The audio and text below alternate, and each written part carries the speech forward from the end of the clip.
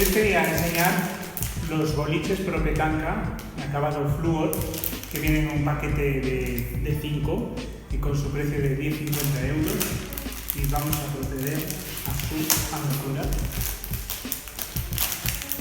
La verdad es que tienen unos colores muy llamativos y el aspecto es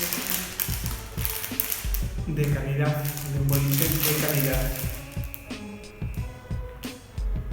Con el logotipo de Propetanque, podéis ver, ¿vale? Y vemos que hay unas pequeñas marcas, supongo que será el soporte para pintarlos, pero por lo demás unos boliches excelentes, y te vienen 5 boliches por el precio de 10,50.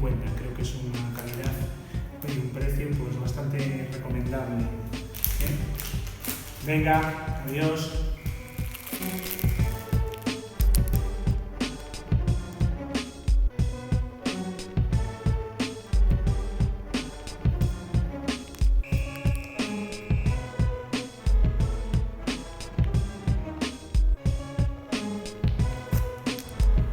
Pues estamos ya con los boliches estrenados después de una buena temporada jugando con ellos, y os voy a enseñar un vídeo del boliche azul, que es el que más he utilizado y la verdad es que ha recibido bastante caña, y también de los otros. Veis aquí el amarillo, que lo he usado bastante, lo veis, bastantes tiros al boliche, y luego el naranja y el verde, que los he usado pero ya no tanto.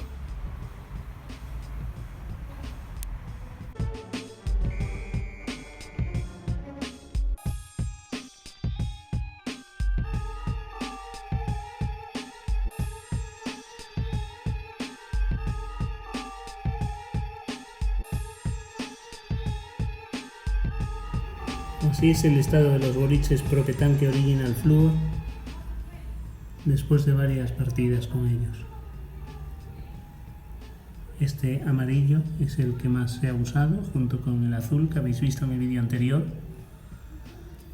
y este verde pues apenas se ha estrenado.